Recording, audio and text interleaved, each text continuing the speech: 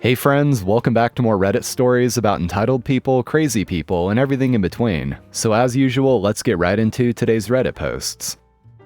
Entitled customer demands new staff be interviewed by him. This was a few years ago when I began working as a hostess at a well-known diner-style chain restaurant. I had been on the job a few days when a middle-aged man and his grandson came in, requesting to be sat at their regular table. The server working recognized them and showed me where to seat them in her section. We were slow at the time, and after a few minutes when I passed by their table, the man stopped me and requested I sit with them a few moments. I was confused.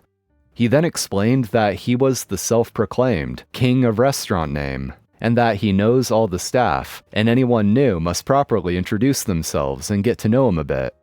I awkwardly sat on the corner of their booth for a minute, as he grandly gestured to his grandson, who was too busy playing games on his phone to look up at me, with the air of introducing a real-life prince. I said hi.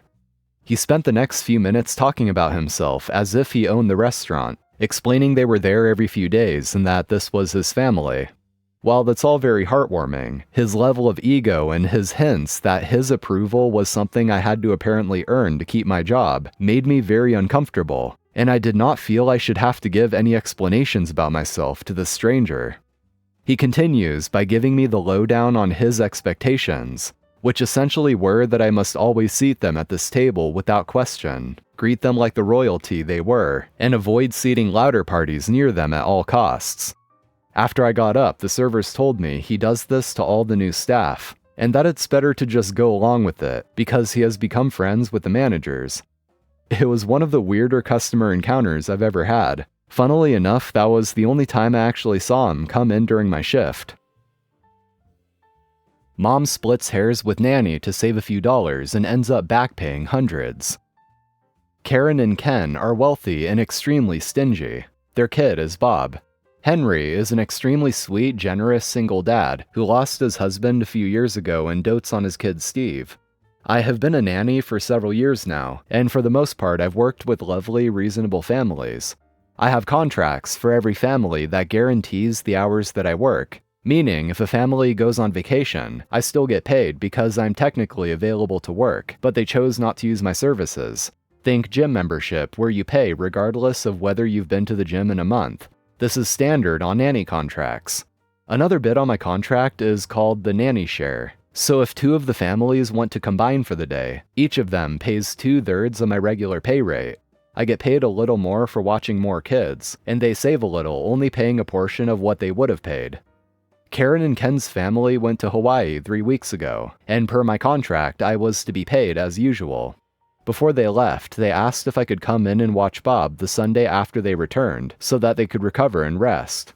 I agreed, and my hours were set at 8 a.m. to 4 p.m. that Sunday. They went on the trip, everything was wonderful, and they texted me when they landed, saying they would see me at 8 a.m. The next day, when I was about to head out the door at 7:30 a.m., I received a text saying that Bob was just waking up, so I should just show up at 8:30 instead. After the day of nannying, Karen asked if I would stay past my regular hours during the upcoming week, so that they could have 2 date nights. I agreed, and Karen said she would reimburse me for all the extra hours at the end of the week, since it'd be easier just to make one payment. Totally fine with me. The week finished, and I ended up staying an extra 8 hours total for the 2 date nights. I asked Ken to pay me for the 16 hours, but he said he had to talk to Karen first to double-check hours and would pay me shortly. When I got home, I received a text from Karen saying, "Hi OP, thank you so much for covering us these past few weeks. Ken and I are feeling refreshed and the show was hilarious. Since we were in Hawaii, you were paid for an entire week while you weren't working. We don't think this is quite fair as it is a large sum of money, so we'd like to apply some of those hours to your babysitting today and yesterday. We will pay you for 8 hours instead." I was furious. I screenshotted the part of my contract that plainly stated I would be paid for any hours that their family was on vacation, and I reminded her that it was in violation of contract. She reluctantly agreed, and I texted that it would be a total of 16 hours. Karen instantly replied and went off, texting, "On Sunday we asked you to come in at 8:30, not 8. We are already being generous and paying you for the holiday we took. We expect you to track your hours better next time. This is unacceptable. You need to be as accurate as possible with the hours that we are paying you. We will pay you for 15.5 hours. Readers, this was a difference of $12.50. I was going to SS the part of my contract that said any rescheduling needed a 24-hour notice, but instead I went nuclear. Bob has been tagging along with Steve and me to music class and soccer twice a week, outside of Karen's regular contracted hours since January. Karen has never offered to pay for those hours, but Henry was fine paying his full rate for those hours because Steve was having trouble making friends at school and had become close to Bob. I chose not to say anything about the slight bump in pay because I loved watching them play together. Malicious compliance time. As Karen stated, I needed to be as accurate as possible.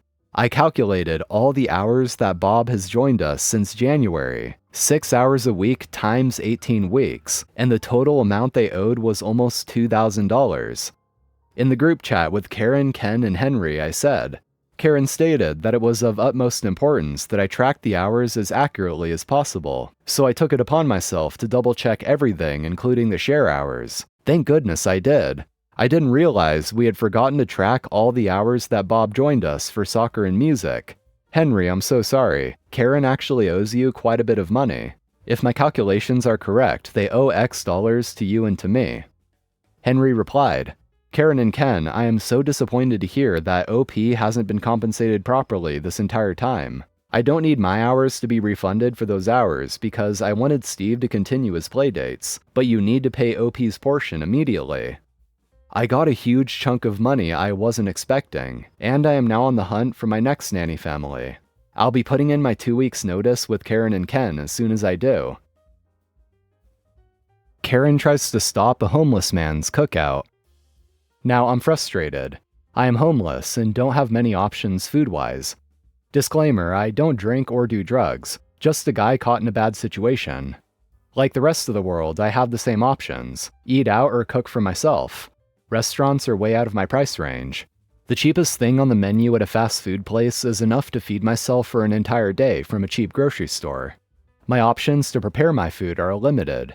I don't cook back at my camp. It is too dangerous and attracts too much attention, so I use the fire pits located in many of my city's parks. FYI, they are legitimate fire pits meant for picnics and for the public to use. Today was going to rain very early, so I went to the pit I use regularly to cook my breakfast/lunch/dinner. I only eat once a day, early. I got to the pit around 3:30. I wrapped my foil pouch, made of potatoes, carrots, and lunch meat foil bake. I had the fire going and my food in, when this male Karen aggressively walked towards me in the pit with a cell phone to his ear. He came up screaming, "What the f*** are you doing? What the f*** are you doing? That's a f***ing fire. What the f*** are you doing?" I said, "I'm cooking dinner." The guy yelled at me to put the fire out, saying it's against the law. Now, this isn't the first time I have dealt with a very similar situation. I told him to beat it, and to his credit, he left. Until the fire department showed up. They came out to put out my fire. I talked with them, and they said the police were on the way as well, and that I could be fined $500 for having a fire in a non-designated place. I said, "Isn't this one of the places? Look at the fire pit." Well, they decided to wait until the police came. The cops asked me what's cooking. They said, "Yeah, this is the spot to have a fire," and pointed at the sign saying picnic area number 3. And I'll give credit where credit is due. They were damn good cops. They left without even asking my name. P.S. My meal came out fantastic. Girlfriend pointed an unloaded gun in my face. We were visiting a good friend of mine when he moved out of state. He brought me to his bedroom closet to show me an AR-15 and handgun he purchased after moving. I handled both guns after checking they were unloaded and I knew they were safe. My girlfriend walks into the room and he hands the AR-15 to her. She does not check to affirm it is indeed clear, and the first thing she does is point it directly in my face. I slapped the barrel down and said, "What the f*** are you doing?" She then handed my friend his rifle back and stormed out of the room. She didn't like the fact that I aggressively chastised her for ignoring basic gun safety. She told me, "You didn't have to talk to me like I'm stupid." and didn't understand my point wasn't to make her feel stupid, but that action is dangerous, especially since she was not in the room to witness it being checked for live ammunition, and she did not check the gun herself. And a commenter said, ER nurse formerly of a level 1 trauma center. Fully 60% of the shootings I've seen were, quote, I thought it was unloaded. Karen wants me to get off a mobility scooter. I want to start this by saying this happened over a year ago. So at the time I was 18 and had just had surgery to remove my gallbladder because it was trying to kill me. Side note, the surgery was after 6 months of trying to get into the ER while in extreme pain, and waiting over 15 hours each time without seeing a single doctor. Since I was fresh off the operating table, I couldn't walk on my own and needed to use a cane. While in stores that had them, I used mobility scooters. Because that's why they are there.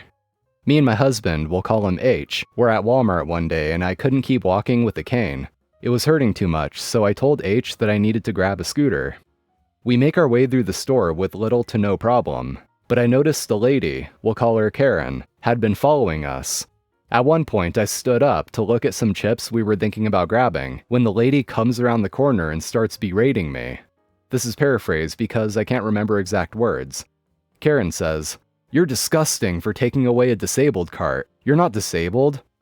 Ma'am, if you look in the basket, you'll see I have a cane with me. I am currently disabled and need the scooter. Oh please, that's not a real cane, it's a stick. The cane was my grandmother's and she had made it from a tree that she loved when it had fallen from a tornado. She used it till the day she died and passed it on to me. And I say, this is in fact a cane, just not a store-bought one. Now if you'll excuse me, I need to find my husband to give him the chips I want. I then tried to get back on the scooter, but she blocked my way. Ma'am, I need to sit back down. I'm in a lot of pain and can't stand on my own for very long. You're fine, you're young and healthy and don't need a scooter. You're just too lazy to walk. No, I just had surgery and can show you the scars if you want me to, but I need to sit down and get to my husband. Eventually my husband finds me and tells the Karen to move so I can sit, explaining that I in fact just had surgery and was in fact in excruciating pain. She moved and was a little white in the face, but left us alone after that. Safe to say, the weirdest Karen encounter of my life. Alright guys, that's all for today, thank you for watching. And as always, be sure to like and subscribe for more Reddit stories. So take care, have a nice day, and I'll see you next time.